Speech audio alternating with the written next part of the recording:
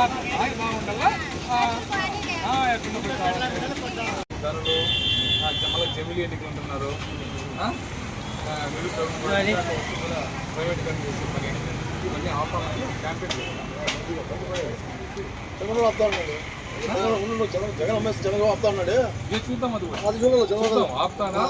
అది అప్పచెప్తాడని తేలాలి. ఈ నెల 13వ తేదీ వరకు రాష్ట్ర వ్యాప్తంగా సిపిఎం పార్టీ ఆధ్వర్యంలో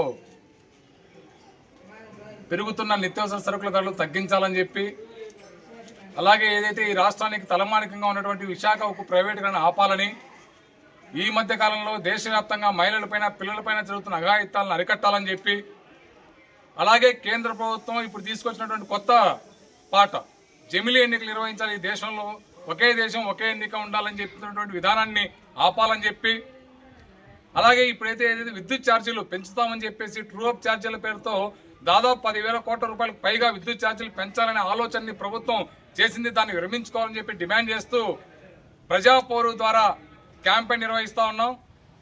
ఈ సమస్యలన్నీ కూడా ప్రజల దగ్గరికి తీసుకెళ్లి కరపత్ర రూపంలో పంచి ఆ విషయాలు తెలియజెప్పి 14వ తేదీ ఈ సమస్యల పరిష్కారం కోసమని చెప్పి అన్ని మండల ఆఫీసుల వద్ద ధర్నాలు చేయడం, తర్వాత జిల్లా కలెక్టర్ ఆఫీస్ వద్ద ఆందోళన చేయడం, ఈ రకంగా కేంద్ర రాష్ట్ర ప్రభుత్వాల మీద ప్రజా సమస్యల పరిష్కారానికి ఒత్తిడి తీసుకుని రావడానికి ప్రజాపోరు కార్యక్రమాన్ని కదిరిలో సిపిఎం చేపట్టింది. దీన్ని ప్రజలందరూ పాల్గొని జయప్రదం చేయాలని చెప్పి విజ్ఞప్తి చేస్తా ఉన్నాం. ఈరోజు అధికారంలో ఉన్నటువంటి కేంద్రంలో కానీ అటు రాష్ట్రంలో కానీ ఈ రెండు ప్రభుత్వాలు కూడా పేదల ప్రజలకు ఇచ్చిన మాట వేరు, ఎన్నికల్లో ఇచ్చిన వాగ్దానాలు వేరు, ఈరోజు అధికారంలోకి వచ్చిన తర్వాత అమలు చేస్తున్న విధానాలు వేరు. ధరలు పెంచమని చెప్పారు, ధరలు నియంత్రిస్తామని చెప్పారు, అలాగే ఎటువంటి భారాలు వేయకుండా ఈ దేశాన్ని పాలిస్తామని చెప్పి కేంద్రం చెప్పింది. ఈ రాష్ట్రంలో కూడా పేదలపైన ఎటువంటి భారాలు వేయకుండా గతంలో ఉన్నటువంటి వైసీపీ ప్రభుత్వానికి భిన్నంగా మేము పరిపాలన అందిస్తామని చెప్పి మా ప్రభుత్వం మంచి ప్రభుత్వం అని చెప్పి అప్పుడే ఒక కార్యక్రమాన్ని కూడా తీసుకున్నారు. అయితే ఈ 4 నెలల కాలంలో ఈ ఏదైతే తెలుగుదేశం కూటమి ప్రభుత్వం ఉందో ఈ కూటమి ప్రభుత్వం ఇచ్చిన హామీలు ఏవి కూడా పూర్తిగా అమలు కాలేదు. ఏదో అరకొరగా కొన్ని అమలు చేయడం, అది కూడా కొన్నిటికి బ్రహ్మముహూర్తాలు పెట్టుకొని కాలయాపన చేయడం తప్ప ఇంతవరకు సూపర్ 6 గా ఏదైతే ఈ రాష్ట్రంలో అమలు చేస్తామని చెప్పారో అవి ఏవి ఇంతవరకు పూర్తిగా అమలు చేయాల. ఈ గ్యాస్ ఉచితంగా ఇస్తామన్నారు, అది కూడా దీపావళికో ఏదో ఇస్తామంటున్నారు.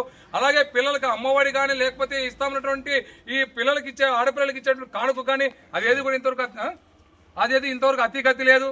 అలాగే ఈరోజు ఈ రాష్ట్రంలో మహిళలందరికీ కూడా ఉచితంగా బస్సు సౌకర్యం కల్పిస్తా ఉన్నారు, అది కూడా ఇంతవరకు విధి విధానాలు ఏమీ చెప్పలేదు.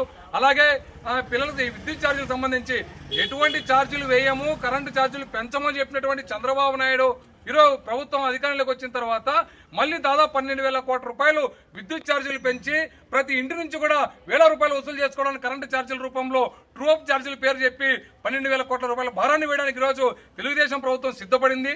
అందుకని మేము చెప్పదలుచుకునే ప్రభుత్వాలకి గతంలో ఏదైతే మీరు ప్రజా సమస్యల పరిష్కారం కోసం నిలబడతామని చెప్పి ఎన్నికల్లో ఓట్లు వేయించుకుని అధికారంలోకి వచ్చిన తర్వాత మళ్ళీ ప్రజలపైన భారాలు వేస్తూ ఈరోజు ఆ రకంగా మీరు పరిపాలన చేస్తామంటే రాబోయే రోజుల్లో ఈ ప్రభుత్వానికి తగిన గుణపాఠం చెప్పక తప్పదు. అలాగే ఈ రాష్ట్రంలో ఉన్నటువంటి భవన నిర్మాణ కార్మికులకు కానీ అలాగే పేదలందరికీ కూడా ఇసుక ఉచితంగా ఇస్తామన్నారు. గతంలో జగన్ ప్రభుత్వం ఏమో ఇసుకంతా అమ్ముకుంటా ఉంది, మేము అధికారంలోకి వస్తే ఇసుక ఫ్రీగా ఇస్తాం, ఎవరైనా ఇల్లు కట్టుకోవచ్చు, మీరు మేడలు కట్టుకోవచ్చు అని చెప్పేసి బంగారు మాటలు చెప్పారు తప్ప ఈరోజు ఇసుక మాత్రం దొరకడం బంగారం అయిపోయింది. గతంలో ఉన్న రేటుకి ఏం తక్కువే లేదు. ఈరోజు ఉచిత ఇసుక అనే మాట అటకెక్కించినారు తప్ప అమలు మాత్రం జరగలేదు.